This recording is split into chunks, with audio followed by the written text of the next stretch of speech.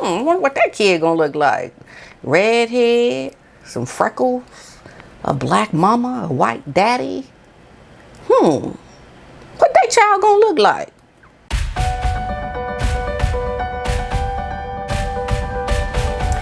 Hello everyone, welcome to my channel. I want to thank you guys. Y'all are the best. I get so much love sent my way, and I really do appreciate it. Thank you so much, you guys. It does not go unnoticed. It is what keeps me going. It keeps me wanting to come back and just talk, because there's always so much to talk about. This couple just does not seem to want to let up. They really are in with this soap opera. They know they on a show. They know they on a show, and they just keep going out in the world doing episodes of the show, of the Megalodon and Handbag Show. I See, the infamous couple show. All kind of things is going on all the time, and we just have to talk about it, because I think the moment you start just trying to ignore it and their continual propaganda is out there influencing people, or people are just, watching it and like, oh, that couple, they see what the couple is doing, or they might be reading it, and they just like, oh, isn't that nice, and they just fall for it. But we got to keep checking them, because we can navigate this couple a lot better than most people who are just catching glimpses and pieces of this information that they keep putting out there. This is only going to end not well for the couple, because the spiral, the continual lies, the misinformation, the constant struggle to get more and more and more is going to keep digging and digging and digging things deeper for them. And their lives are never going to really be able to catch up with what they are trying to portray. They're going to continually try to portray something they are not.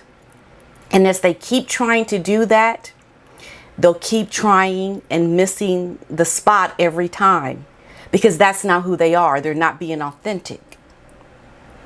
And as they keep trying, things start going the other way. Now, I don't know, maybe they'll slip and fall and have success with something, one thing, by mistake, accident, I don't know. But the drive of them finding success continually to hit a certain mark is never really going to plant on purpose the spot they are trying to hit. Does that make sense? Do you understand what I'm saying? Because they are not authentic. They're not real people doing the things that they are saying. And we're keeping them real. And what I love is Piers Morgan keeping them real. Like, he is the one voice out there that is so big. He's on so many platforms. He's got so many people seeing and hearing the things that he says that it's resonating. And I think it's great. So what he says is, Harry and Meghan are gutless weasels. I love it. Gutless weasels for not naming the royal racist who had asked about Archie's skin color. And I love how, like, in Great Britain, you guys spell color C-O-L-O-U-R, and we spell it C-O-L-O-R. And y'all say schedule. It's just, we speak the same language, but we don't. When you pay attention to these things, you see just how different we really are.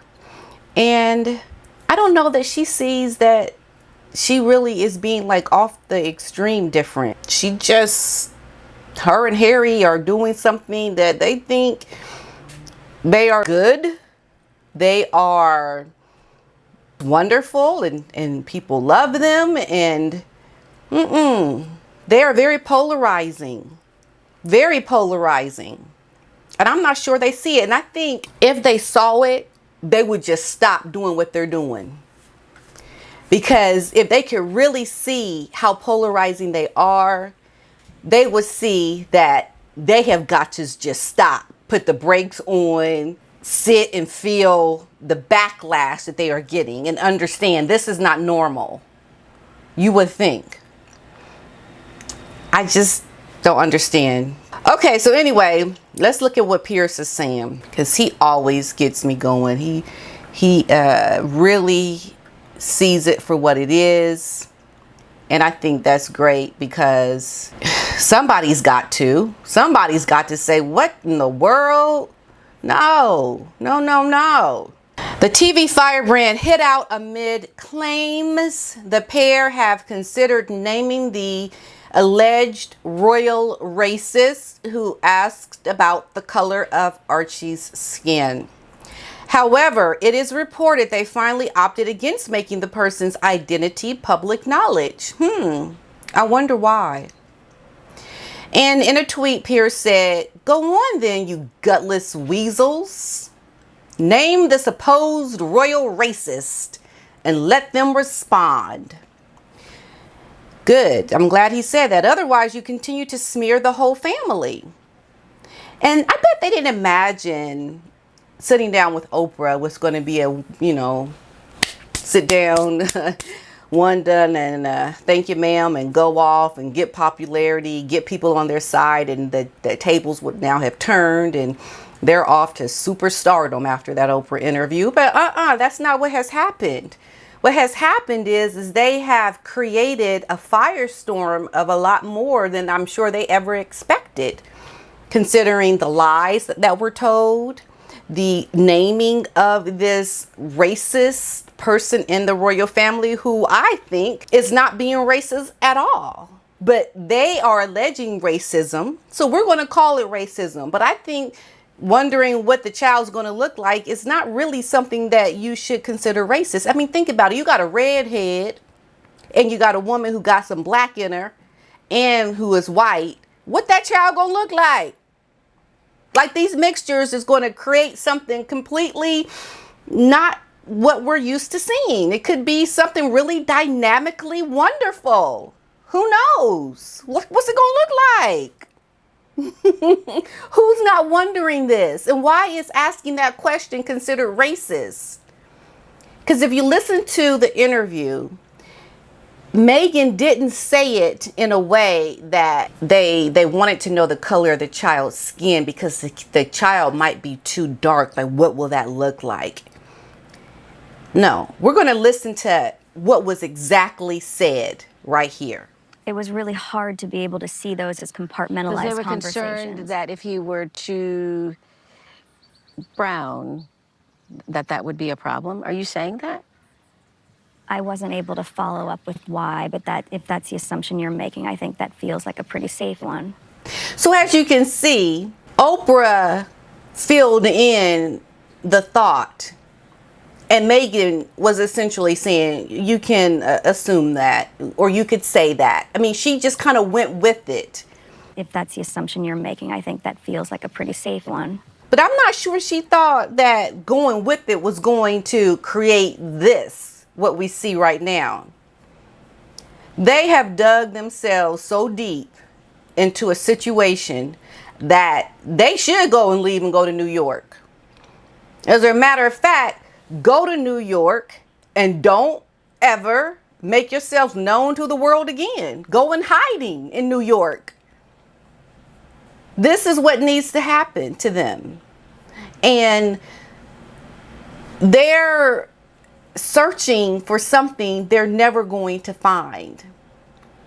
If they are going to New York, if that actually happens, you know now that they know they are looking for something, and they'll never find it, because what they are looking for doesn't exist for people who are morally bankrupt like they are.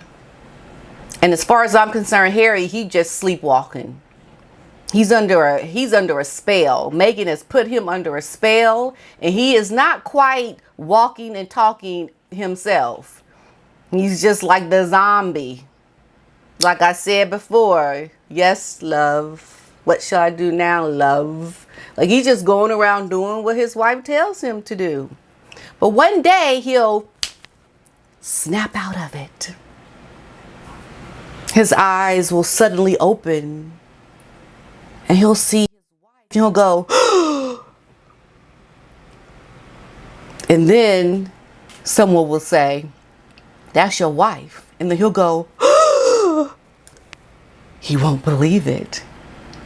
And then that's when the real trouble is going to begin. I just see it. I just see it. It's like written on the wall. And we don't know how tragic or how bad that will be until it happens. But that day is coming, because the way they are going now, this is not going to be the continuum for them. This is not going to be how they are going to keep working at that which they are seeking. It will come to an abrupt halt. They may have an accidental success or a complete failure with something, but this is something that's going up and down, up and down, up and down. It's never going to go up, success, and go up and keep going, going, going, going. Oh, we're 90 years old. It's time to retire. We've lived a great life, and weren't we correct for leaving that royal family? That will not happen. But I digress. Let's see what Piers said. It was during that chat that the Duchess claimed a senior royal had questioned the color of Archie's skin before his birth. Like Thomas Markle said, it was someone asking a stupid question. And depending on how exactly it was asked, perhaps maybe it wasn't even stupid. It was just like, I wonder what that kid gonna look like. Redhead, some freckles, a black mama, a white daddy. What that child gonna look like? Like, I can hear it now, because, you know, when you're pregnant, you kind of wonder these things because you have a living life inside of you and you don't know what it looks like. Like, of course, you're going to wonder. She also claimed that the tot wasn't made a prince after concerns and conversations were raised about his complexion. And that's not true. We know it's a lie. These are things that fell into this couple's narrative, but got misconstrued when it came out and they opened their mouths. So, but when asked the name, the person responsible for the comment, she refused, saying that this would be damaging. Well, the fact that you sitting in front of Oprah is damaging. Did you think about that? What you mean damaging? Like, only that's going to be damaging, and the fact that you talking to Oprah, you ain't damaging? So if you damaging by sitting next to Oprah or with Oprah, just go ahead and finish damaging. Name the person. Who was it? Like, that's what gets me. Like, you think you ain't causing damage, but naming that's going to be damaging. Okay. So Oprah had later confirmed, you know, because she didn't do it during the interview, that it was not the Queen nor Prince Philip. So, but a newly released chapter of Finding Freedom, a biography of the Sussexes, says the couple weighed up sharing the detail in the bombshell chat. Now, it reveals a source told Omid Scobie and Carolyn Durant that the couple had thought about naming the person in question, but had ultimately decided not to. It also claims that Meghan found the interview cathartic and liberating. Okay, let me just stop right there. Cathartic and liberating. How is it liberating and cathartic? You think by suddenly being able to spill your thoughts of how irresponsible you were to this wonderful opportunity helped you to feel liberated? You see, Meghan knew exactly what she was getting into when she married into this family. Exactly. And it's no different than someone giving you an opportunity, a job of a lifetime.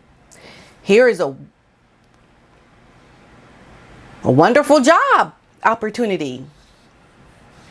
And they tell you, okay, this is the job, this, and this. And you say, that's the job? You want me to do this? Let me think about that. Yes, I'll do it. And she did the job. she got the job, she got the job. And then suddenly she saw her role in the job and she said, well, shoot, hold up. I don't like part of the stuff I have to do for this job. I don't like it. I don't want to do that. But I still want the job because of the perks. That's what it's like. And then you're trying to change the rules of the job. Mr. Otis. Mr. Otis. Who, Otis? Okay. So you get the job, right? You get the job and you be trying to change the rules of the job. Like you want to do the job the way you want to do the job. Does that make sense to you? Because as much as we see this royal family, it is also an institution that provides a service. And the family members of this institution work for the family. It's like they're intertwined as a family and an institution, right? So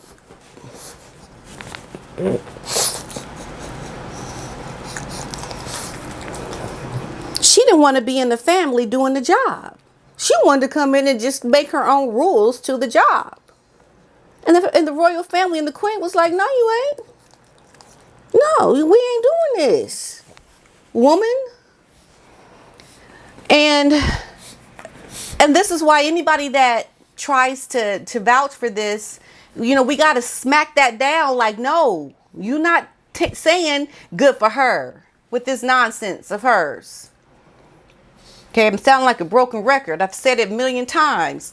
And people who continually want to vouch for this couple are not looking at it like that. And that's exactly how you have to look at it, because that's how people can relate to what they're doing.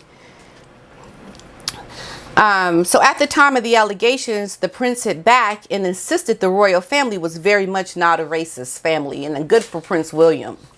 You know, they have to say that. They have to speak out, because the propaganda can work if they do not counter it, if the royal family does not counter everything that they're saying.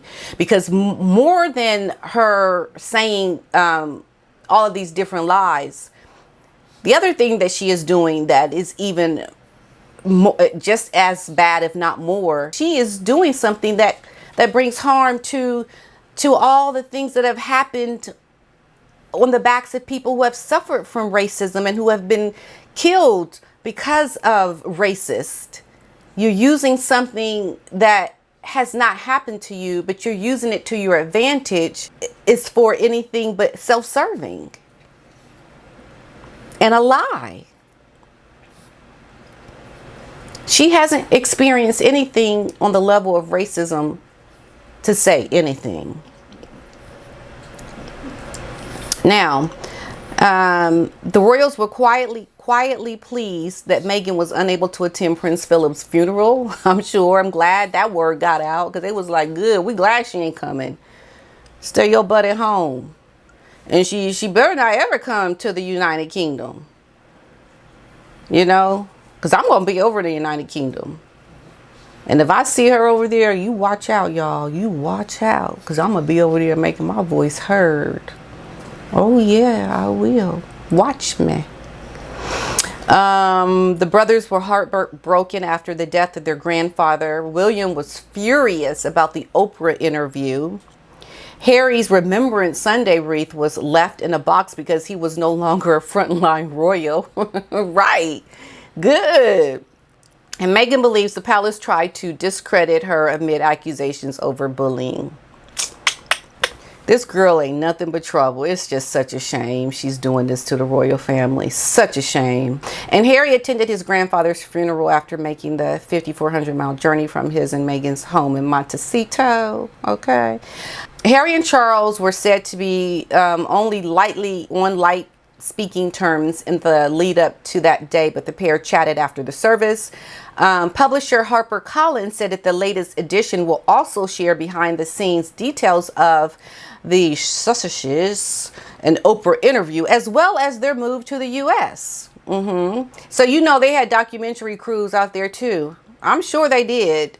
And everything that they have been doing up to this point has been filmed. So they're going to repurpose everything that's come out already as a behind the scenes look at everything that they're going to. And their narrative is always going to be controlled by their PR that they are trying to get, because they can't get good PR just by being good people. They have to get their PR with the portrayal of a team of people working behind the scenes to write the narrative of what it should look like. Because the reality of the situation is not good for them. Most people can see that, and that's what I talk about. Scobie, a journalist favored by the couple, said of the first edition that the couple did not authorize the book and have never been interviewed for it. And, you know, that right there in itself is just downright laughable, because of the intimacy, the details within the book that only they would know about it. And people have talked about that. So we just know everything they do is a lie. They, of course, gave the approval of this book. If they didn't, they would have sued him, or the book would have had things in there that were truthful. And it just did not. But the deception and deceit of this couple is so deep, and they are so committed to the lies and the deception that people like Piers have to continually say things to call them out. We need to speak about it, and we need people and those who follow them to hear the counter narrative to this couple, because they are not what they're trying to portray. And I think she is doing a lot of harm to people that see her on this world stage, that see her as a role model. And I'm very passionate about that because of the work I do every day to try to show good role modelship to young kids. And then you got this role model here doing things on the world stage that are just destroying the lives of many people. And the behavior is appalling. And you cannot be applauded for acting like a skank. Just can't. So I'm glad Piers Morgan is calling them out, as he blasted them for being gutless weasels. And someone had wrote me and had asked me a good question. What does Meghan's mom think about the royal family then? Does she consider them racist? Because if anybody were treated poorly, it would be someone that looks like her, right? Because she looked black. So there ain't no question. You see her and you are racist, you know, okay, let me just go do something or say something about her because she looked like a black person. Does Doria have anything to say about the royals and their portrayal of being racist? That's who I want to hear from. I want a confirmation from Doria, because Doria has the voice of someone that can legitimize some claims. And she's not going to say that, because the royals were so upstanding to her. They treated her with grace and dignity. She has to show, is she for the things that her daughter is doing or against? Because her voice is the one we want to hear at this point to validate any such claims. Because this couple, their voice, we don't want to hear from them. Doria, what you say?